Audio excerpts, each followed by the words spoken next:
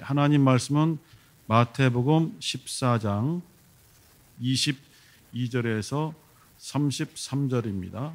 마태복음 14장 22절에서 33절 말씀을 함께 합독하도록 하시겠습니다. 시작. 예수께서 즉시 제자들을 재촉하사 자기가 무리를 보내는 동안에 배를 타고 앞서 건너편으로 가게 하시고 무리를 보내신 후에 기도하러 따로 산에 올라가시다 저물매 거기 혼자 계시더니 배가 이미 육지에서 술이나 떠나서 바람이 거슬림으로 물결을 인하여 고난을 당하더라. 밤 사경에 예수께서 바다 위로 걸어서 제자들에게 오시니 제자들이 그 바다 위로 걸어오심을 보고 놀라 유령이라 하며 무서워하여 소리 지르거늘 예수께서 즉시 일러 가라사대 안심하라 내니 두려워 말라.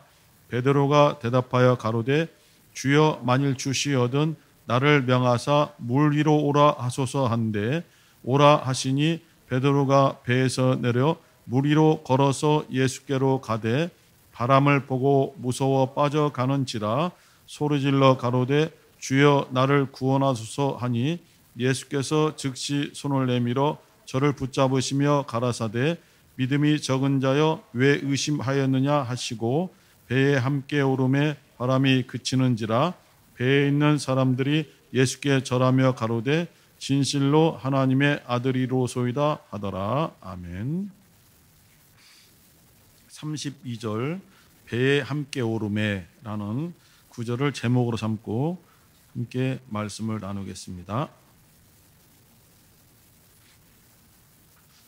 오늘 이 본문의 사건은 오병이어 이적이 일어나서 연결되는 그러한 상황입니다. 요한복음 6장을 근거로 보면은 사복음서에 다 나와 있지만은 유대인에게 가장 중요하고 또 큰 축제적인 명절이 유월절입니다. 유월절은 애굽 땅에서 이집트 땅에서 430년 동안 종살이를 하다가 마침내 해방된 날이죠. 우리로 따지면은 8.15 광복절로 볼 수 있지만은 이스라엘은 그보다 더 큰 축제고 큰 의미가 되겠습니다. 보통 유월절 하면은 구약에서는 유월절과 무교절을 따로따로 구분해서 지켰거든요. 유월절은 하루입니다. 하루를 지키는 것이고 그 다음 날부터 딱 7일간을 무교절이라고 합니다. 무교절. 누룩을 넣지 않고 발효되지 않은 밀가루 반죽한 모양의 떡을 그냥 먹는 날이죠. 우리가 애굽에서 나올 때에 빵을 발효시킬 수 있는 여유가 없었고 급히 나와야 되기 때문에 그냥 반죽한 채로 먹었다. 그것을 우리가 잊지 말자. 하나님의 은혜로 살았다. 라고 하면서 일주일을 무교절로 지킵니다. 신약에 와서는 유월절과 무교절이 붙어 있으니까 유월절로 그냥 보통 말하기도 하고 8일 동안 또는 유월절 빼고 8일 동안 무교절로 말하기도 합니다. 신약에서는. 신약에서 유월절 무교절 하면 보통 8일간을 다 지칭하게 되죠. 유월절이니까 유대인 남자들에게는 율법적인 의무가 하나님 앞에 이 절기를 지키기 위해서는 자기가 있는 처소에서 드리면은 안 돼요. 자기 집, 자기가 살고 있는 곳에서 지키는 것은 하나님께서 허락지 아니하시고 반드시 예루살렘 성전에 와서 예루살렘에서 이 유월절을 지키라 명하셨기 때문에 와야 돼요.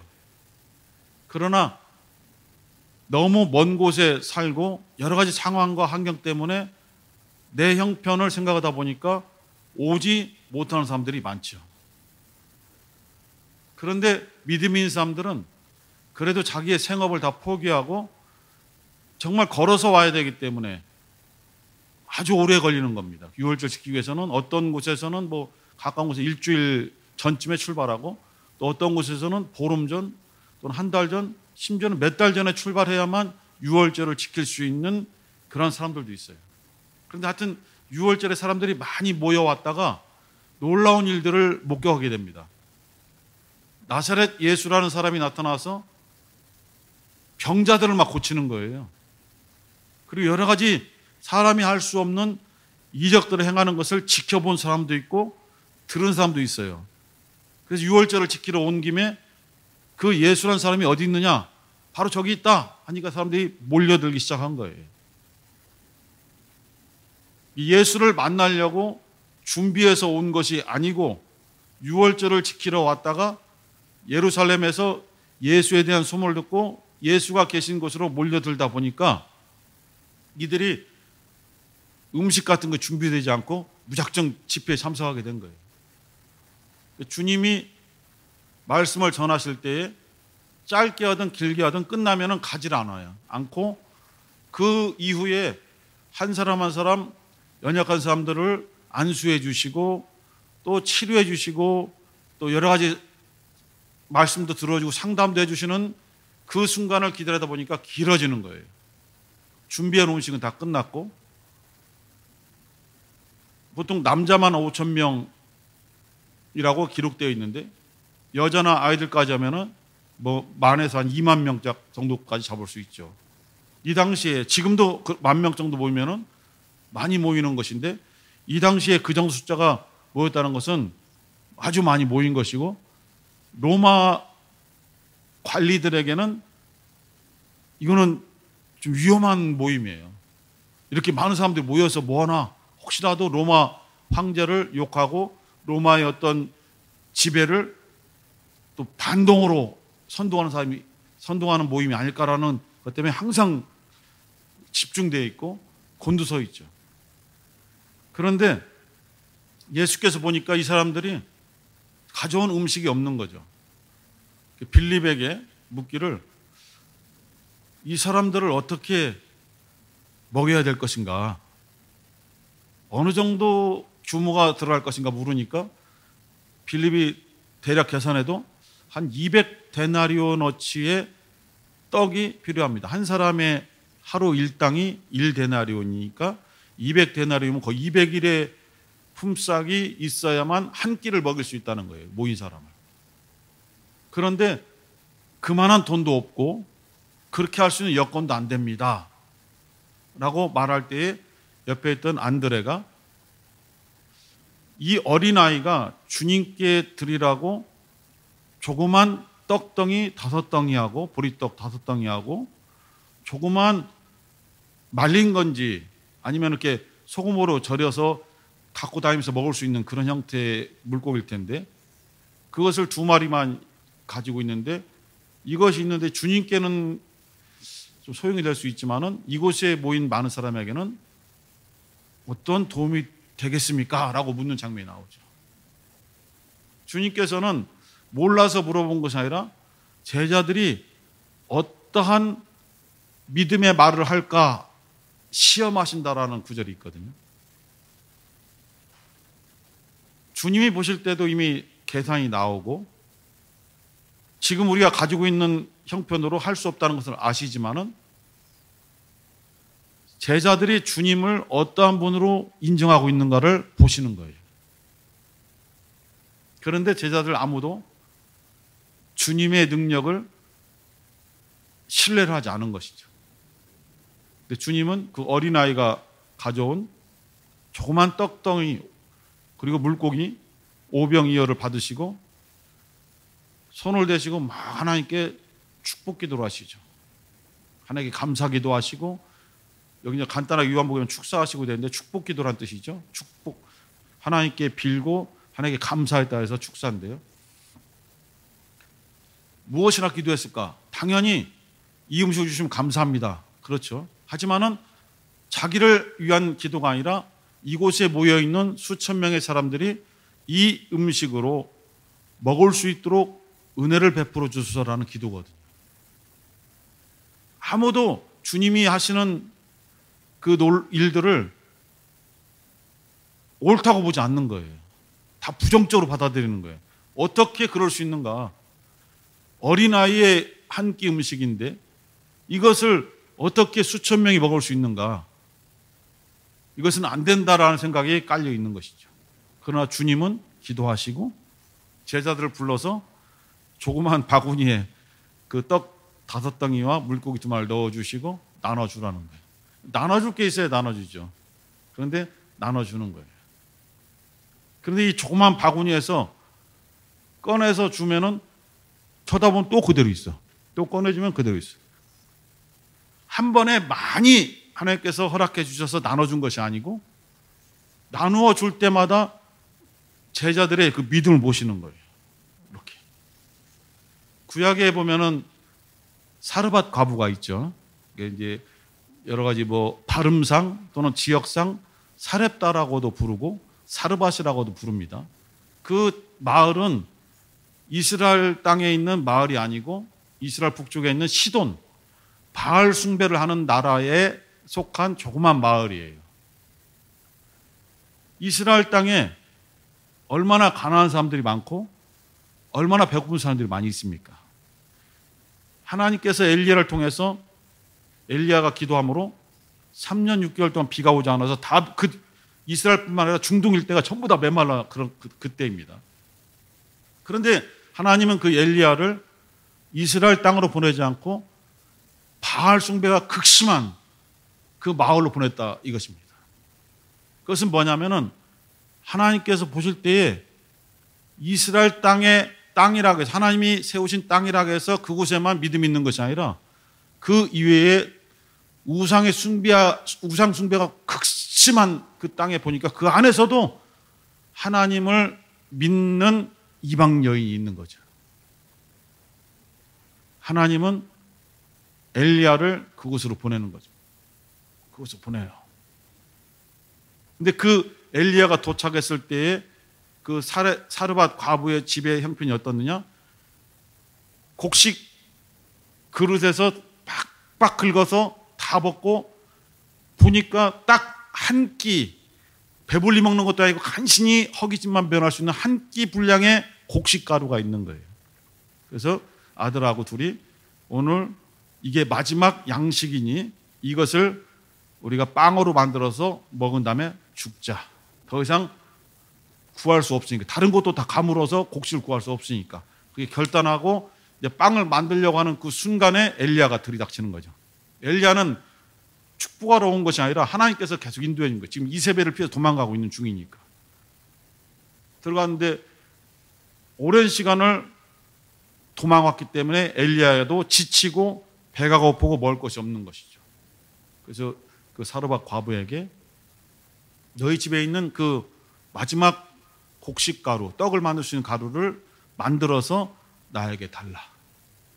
줄 수 있습니까? 구제도 우리가 있어야 주는 거 아니에요? 보통 구제할 때에 일단 우리가 남을 구제할 수 있는 형편이 돼야 도와주는 거 아닙니까? 보통 일방적 상식으로. 그런데 이 가정에는 도와줄 것이 아니라 자기들도 하루를 지내기 어려운 상태에 있는데 어떠한 사람이 왔는데 범상치는 않고 나그네를 대접하지 않을 수는 없고 근데 그 떡을 달라니까 그 내면에 어떠한 일이 있었는지 하나님께서 어떠한 메시지 어떠한 징조를 주었는지를 써있지는 않지만은 감동이 있었을 거라고 생각하죠. 그래서 자기들이 먹을 것을 포기하고 그 떡을 가지고 하나님 보내신 선지자에게 그것을 내어놓죠. 자기 나라 사람도 아니고 이스라엘 사람인데 그걸 해서 내놓고 엘리야는 그 떡을 놓고 막 이 가정을 위해 축복 기도하는 거예요. 형편을 하나님께서 알게 해주시니까 이렇게 어렵고 마지막 한 끼의 양식을 포기하고 이렇게 하나님 보내신 사람에게 대접하는 이 가정에 하나님 아버지 비가 다시 올 때까지 곡식이 마르지 않게 해달라고 막 축복 기도하죠. 그리고 그 떡을 먹고 떠나가죠. 그리고 보니까 이 곡식 그릇에 곡식이 있는 거예요. 한 끼 먹을 두 사람 한 끼 먹을 곡식이 있는 거죠. 그래서 꺼내서 떡을 해먹고 곡식통을 보면은 또 한 끼 먹을 게 또 있어요. 놀분에 박 터지듯이 막 한 번에 준 것이 아니라 딱 한 끼 먹을 거예요. 그걸 꺼내서 또 먹고 나면 또 있어요. 3년 동안 비가 올 때까지 계속 그렇게 반복되는 거예요. 그 저는 이 내용을 가지고 이제 서울에서도 설교를 많이 했지만은 이 사르밧 과부나 또는 이렇게 오병이어의 순간에 그 한 끼 양식으로 주님께서 베푸신 이적을 보면은 주기도문이 저는 항상 생각이 났어요. 오늘날 우리에게 일용할 양식을 주옵시고. 한 번에 많이 주신 것이 아니라 하루하루 매 순간 주님을 믿고 의지할 때에 주님께서 그때그때 채워주시는 것이죠. 풍족하게 채워주지 않고 부족하지 않도록만 채워주시는 거예요. 부족하지 않도록. 풍족하게 되면은 더 이상 하나님께 기도하지 않아요. 기도하지 않아도 남아있으니까. 남아있는데 왜 기도해요? 먹고 떨어질 때 되면 기도해야죠. 주야 주시옵소서. 그러면 주님께서 얘가 기도가 끊이지 않도록 그만큼만 주시는 거예요. 어떤 때는 우리는 아유 하나님 조금 주시려면 힘드니까 연금제로 매월 주시면 힘드니까 한 번에 주세요. 하지만 한 번에 주면은 다 까먹어요. 보통 사람들이 한 번에 큰 돈이 생기면 전부 다 날려버리고 오히려 타락하고 어려워지더라고요. 로또 이런 당첨을 보면은. 이제 그런 것을 알기 때문에 어떤 사람들은 이제 매월 연금으로 받겠다고 하지만은. 그래서 이 사르밧 과부의 가정에도 이렇게 한 개씩 계속 끊이지 않도록 주님께 주신 것처럼 이 오병이어의 이적을 베푸실 때도 어린아이가 내어놓은 조그만 떡덩이, 많은 것도 아니에요. 조그만 떡덩이 5덩어리와 물고기 2마리가 제자들이 나눠줄 때 보면은 또 그대로 있고 5,000명을 남자 5,000명을 줬는데 조금씩 나눠준 것이 아니라 써있기를 그곳에 모인 사람들이 다 배부르게 먹었다. 배가 부르도록 먹었다는 거예요. 그래도 남아있어. 그럼 저들이 먹다 남은 조각을 거두어 들여봐라 했더니 바구니에 12바구니에 거두어질 정도로 축복이 넘치는 것이죠. 사람들이 볼 때 어때요? 이분이 우리의 지도자면은 굶어 죽지 않는 거죠. 경제 대국을 이룰 수 있다는 거죠. 이 사람이 야 헤롯보다는 이 사람을 왕으로 우리가 세워서 우리가 배고픔을 면해야 되겠다 하니까 주님께서 이 사람들의 생각을 아시고 이 사람들 피해서 산으로 가시는 거잖아요. 그런데 얼마나 많은 사람들이 모여들었는지 제자들이 피해서 나갈 수가 없는 거예요. 주님도 식사를 못 하시고 피곤한 상태에서 계속 말씀을 증거하시고 기도해 주시고 또 신유를 베풀어 주시고 상담해 주시는데 끝이 없잖아요. 어떤 곳 써 있어요. 주님께서 식사할 겨를도 없었다고 나와 있거든요. 그래서 자주 갈릴리를 건너서 이쪽으로 피했다가 저쪽으로 피했다고 하셔요. 왜? 이쪽으로 피하면은 좀 쉴 수 있잖아요. 근데 가면은 이미 소문이 나서 그곳에 또 모여들어. 넘어갔더니 거라서 귀신 들린 사람이 또 있어. 이쪽으로 가면 이쪽에 또 있고 이런 식이에요. 그래서 주님 오늘 읽은 구절에 보니까 주님께서 제자들을 먼저 피신시켜요. 22절에 보니까 예수께서 즉시 제자들을 재촉하사 자기가 몰려든 무리들을 내가 보낼 테니까 먼저 배를 타고 건너편으로 가라. 먼저 가. 내가 막아줄 테니까. 제자들도 도망가지 못하고 다 굶어 죽게 생겼어요. 그래서 가는데 그때가 새벽이에요. 아침부터 하루 종일 집회하고 축사하고 했는데도 끝이 없어요. 그래서 이러다가는 제자들도 죽게 생겼거든요. 제자들을 먼저 저 건너편으로 가도록 배를 타고 가라. 이게 한밤중이에요. 그리고 이들이 떠난다는 것을 보시고 주님께서도 이들을 피해서 산으로 올라가시는 것이죠. 주님께서 이 사람들을 눈에 가리우셨어요. 주님이 지나가시는데 주님인지 몰라요. 그러니까 놓쳤죠. 산으로 올라가셔서 기도하시요. 그런데 문제는 25절에 보니까 밤 사경이라고 되어 있잖아요. 이스라엘은 오후 6시부터 하루가 시작되죠. 그래서 일경하면은 3시간이거든요. 오후 6시부터 3시간, 오후 9시까지 일경. 오후 9시부터 3시간, 밤 12시까지 2경. 밤 12시부터 새벽 3시까지 3경.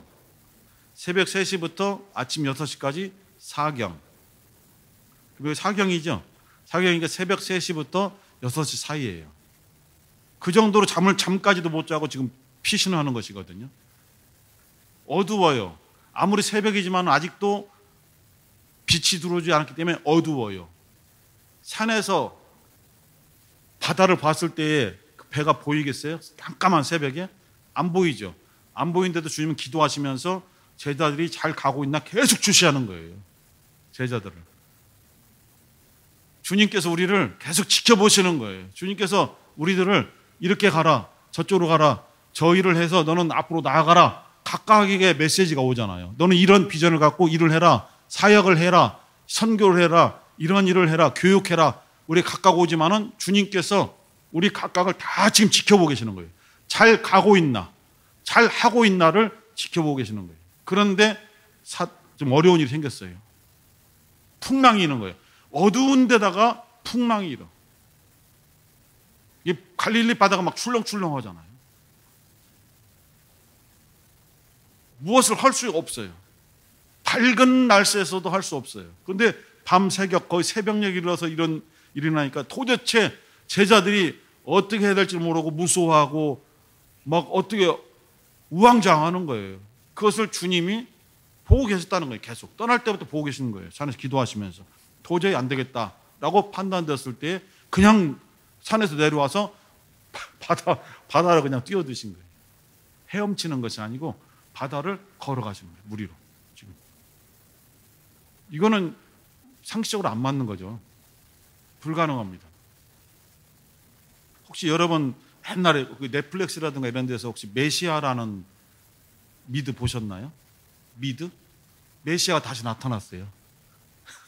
예수께서 다시 나타나셨는데 그가 가는 곳마다 아랍 사람들도 테러분자들도 만나고 여러 다양한 사람들 만나요. 제가 몇 년 전에 봤거든요. 봤는데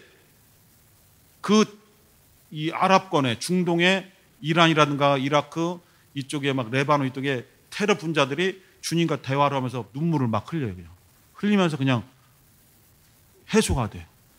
왜냐하면 예수는 이스라엘 사람만의 구원자가 아니거든요. 다양한 사람들 만나고 결국은 워싱턴까지 와요. 워싱턴 앞에 연못이 있어요.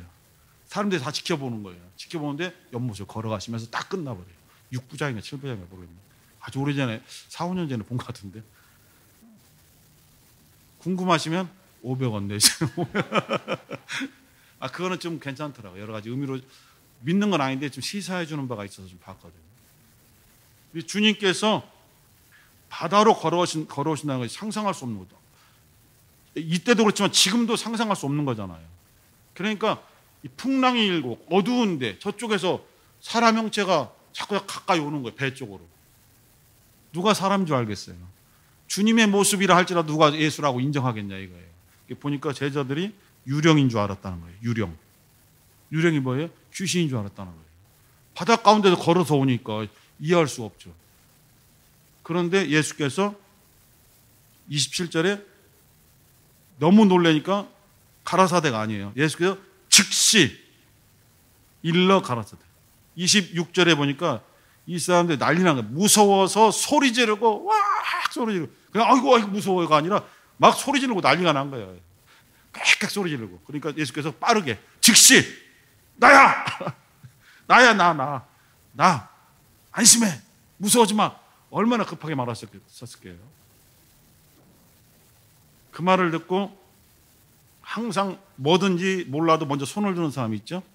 맹구 봉수학당 맹구가 무조건 손 들잖아요. 틀려도. 이 베드로가 손을 들고 주님이십니까? 이거 묻잖아요. 지금 주님이세요? 다른 제자들은 말도 못해 무서워서. 나다. 주님이시면 나를 한번 오라고 명해 보세요. 주님이 오라. 이 말을 듣고 베드로의 행동을 보세요. 그냥 걸어간 것이 아니라 뭐라고 되어 있냐면은 29절에 보니까 베드로가 배에서 내려 어디로? 바다로 내려. 바다로. 이게 상상이 됩니까? 바다로 그냥 내딛는 거예요. 걷는 것도 대단한데 바닷물로 배에서 내려서 디디는 거예요.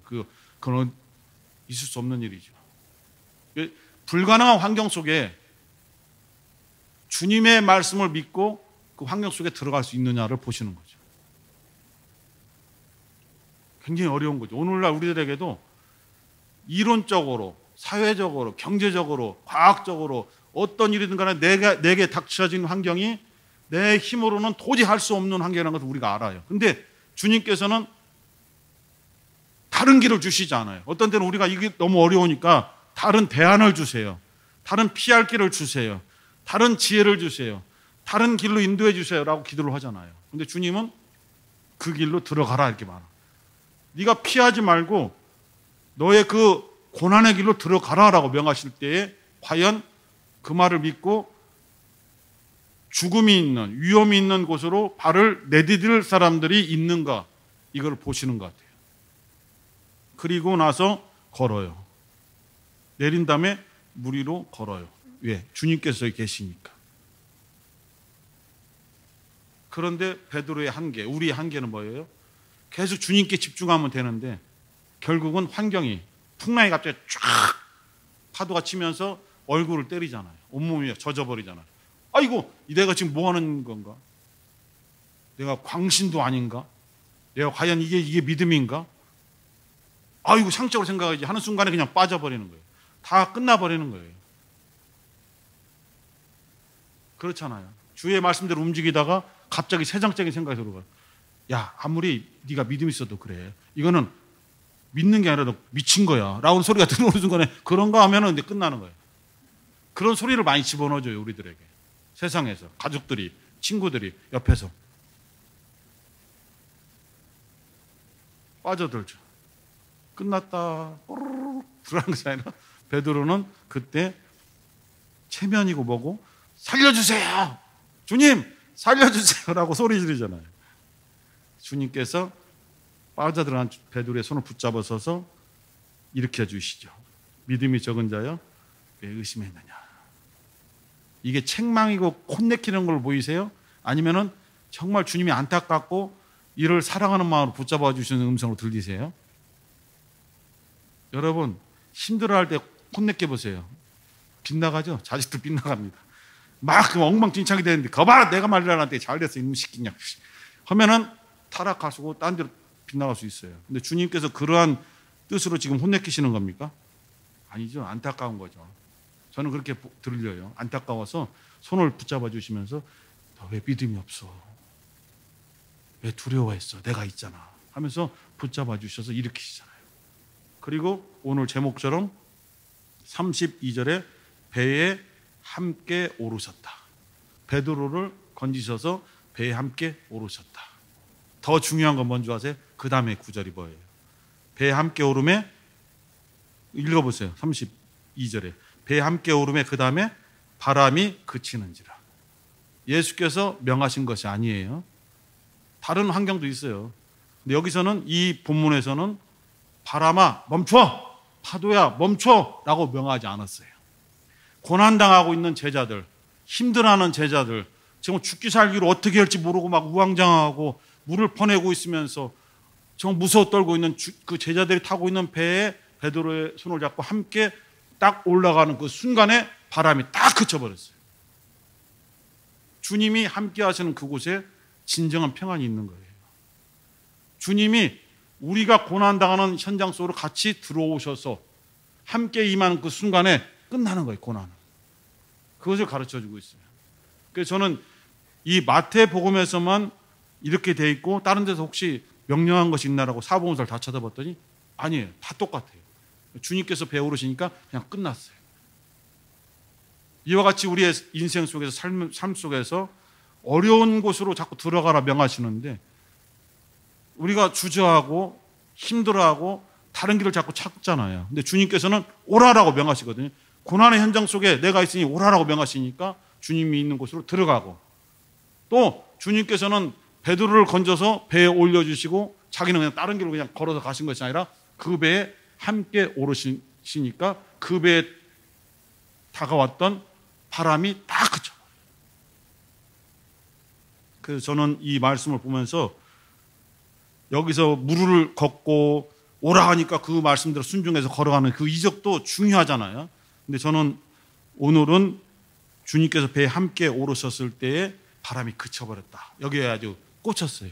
꽂혀갖고 오늘 이 말씀을 꼭 전해야 되겠다 싶어서 이렇게 말씀을 전했습니다. 우리 사랑하는 성도님들 힘들고 어려운 삶 속에서 주님께서 다른 길을 주지 않고 그냥 현장 뛰어들어 라고 했을 때 아멘하고 뛰어드는 거예요. 왜? 주님이 그곳에 계시기 때문에. 그리고 주님이 함께 하시는 그곳에 진정한 평안이 임한다는 것, 응답이 임한다는 것을 믿고 이 시간 주님 우리와 함께 하소서. 주님 계신 곳에 저도 함께 있겠습니다. 주님의 평안을 소유하게 도와주시옵소서. 주여 한번 부르시고 기도하겠습니다. 주여.